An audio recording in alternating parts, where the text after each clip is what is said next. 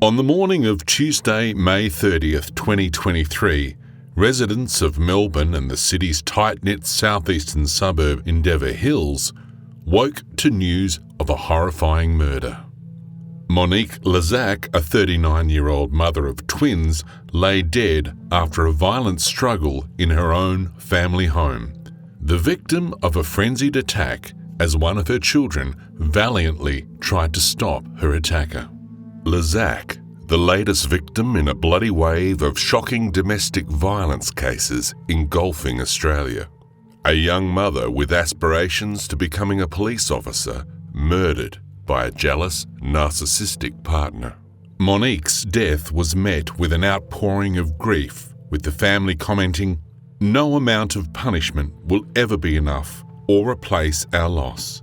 And though the incomprehensible loss of a mother, a daughter, and best friend had ripped through the shattered hearts of all that knew Monique, justice would prevail at Melbourne's Supreme Court in May 2024.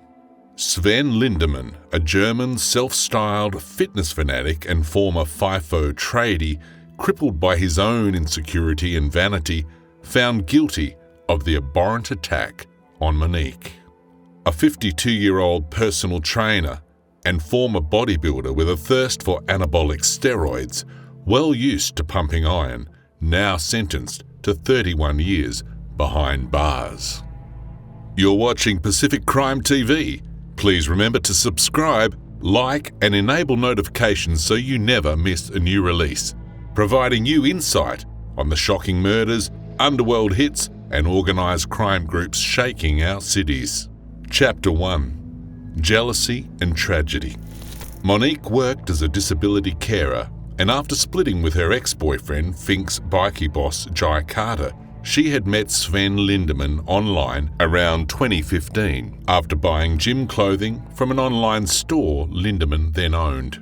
The two connected, with Lindemann pursuing Monique and the pair bonding through a mutual love of bodybuilding. The couple became an item in 2018. Lindemann, meanwhile, had cheated on his own wife and left his kids interstate in Adelaide to shack up permanently with Monique. It was an early sign of Lindemann's egotistical and self-centered behaviour. The couple would remain together for a number of years, both competing in an array of amateur bodybuilding bouts through Australia before Melbourne's Iron Fist lockdown during the COVID-19 pandemic. The couple joined the city's 5 million population, cooped up for more time under lockdowns than any other city in the world. 6 lockdowns, 262 days in total, including 111 days consecutively. But as the pandemic threatened to overwhelm public healthcare systems and cause the premature deaths of millions worldwide, Monique felt the health of her own relationship with Lindemann was terminal. The doting mum of twins, by now operating a fledgling beauty business, Monique always put her children first.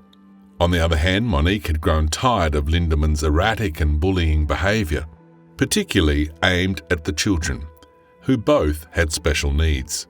Parenting tensions were crippling the couple. Lindemann confided in friends about his difficulties raising Monique's kids, feeling conflicted about being so far from his own biological children. By the spring of 2023, Monique was ready to leave Lindemann. In the week leading up to her premature death, Monique ended the relationship with Lindemann, saying she had fallen out of love with him and had developed romantic feelings toward another man, Jonah Jordan, she had met at a Queensland gym that April. After returning from Germany on May 24th, Monique discussed her feelings with Lindemann, yet he refused to accept their relationship was over. On the morning before Monique's death, May 28th, Lindemann sent Monique numerous text messages informing her he had had a mental breakdown at work. She responded by text, praising the support Lindemann's work colleagues had offered. She later called Lindemann and reiterated her wish to end the relationship. That day, Monique sent a text message to a mutual friend, Adrian, advising him of the breakup and admitting she was nervous of returning home. Monique asked Adrian to support Lindemann as she was worried about him. Adrian, in return, offered to support both parties. Lindemann spoke to Adrian shortly after 2 p.m, admitting he felt like hanging himself.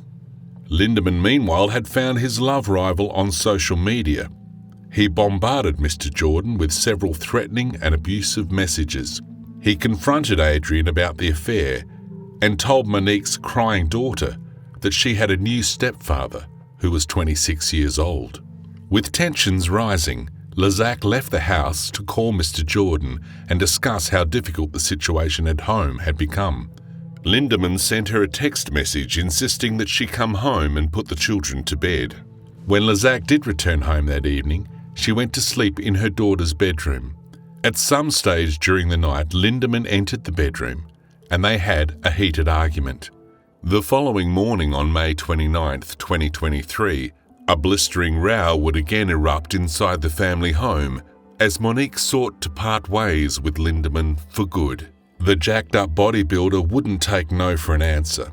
A distressed Monique would chillingly predict her own fate the night before when texting friends saying discussions had become intense and she was worried he'd do something stupid.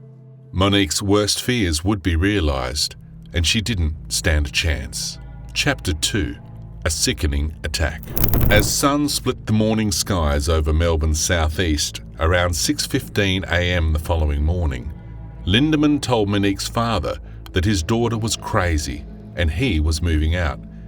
He called his work to let them know he was not attending that day. Monique, meanwhile, sent voice notes and 2 text messages to Mr. Jordan. In them, she detailed the difficulties she was experiencing with the breakup. An enraged Lindemann had been eavesdropping on her, and the couple bickered ferociously. It would prove to be the catalyst for a ferocious, frenzied attack that left the helpless, defenseless young mother dead. The sickening attack unfolded around 7:30 a.m. Lezak was stabbed repeatedly 17 times in total, suffering wounds to her head, neck and chest. The brutal, relentless ordeal raged over 3 minutes. As Monique screamed for help, her 10-year-old daughter fought bravely to save her mother, twice disarming the bodybuilder, despite suffering stab wounds herself. Lindemann used 6 knives in total through his sickening assault. A medical examiner later found 7 stab wounds and 10 slashing wounds across Monique's body. Monique had been dragged from the bedroom to the kitchen after his initial murder weapon broke, before he proceeded to inflict further fatal blows onto the woman he claimed to love.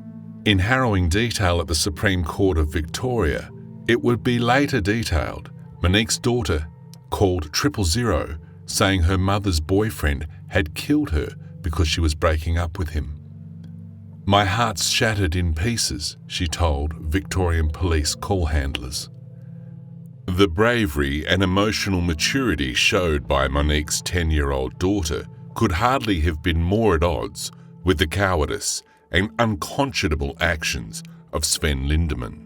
As Monique lay dead in her parents' home, the conniving murderer, within minutes of the attack, transferred $71,000 from the couple's joint account to one of his own, before he stabbed himself repeatedly in the chest and abdomen. Within minutes, as neighbours set off to work and on the school run, a quiet cul-de-sac of Endeavour Hills was bathed in blue lights. Lindemann was found lying naked on the ground at the rear of the property by responding officers. Police administered first aid, stemming the blood loss despite Lindemann's remonstrations. He informed police and paramedics he didn't want to be saved and that Monique had ruined his life. Lindemann was transferred to Alfred Hospital and placed under protective custody. Days later, he was arrested by detectives after a bedside interview. On June 6th, Lindemann was moved to prison pending trial.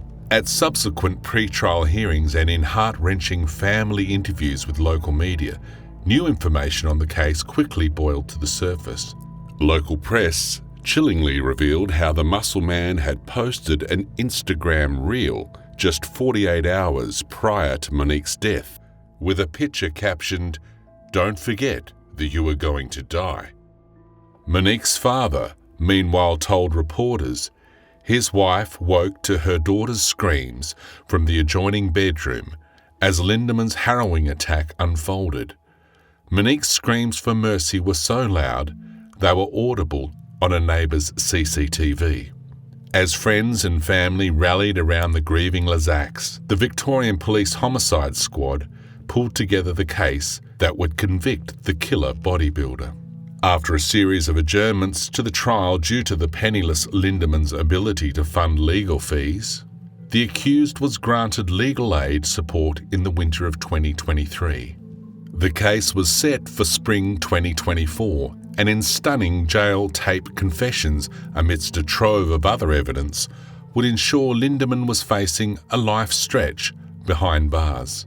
Chapter 3. Trial and Sentencing. Sven Lindeman pleaded guilty to the murder of his partner Monique Lezsak and to recklessly causing injury to her young daughter.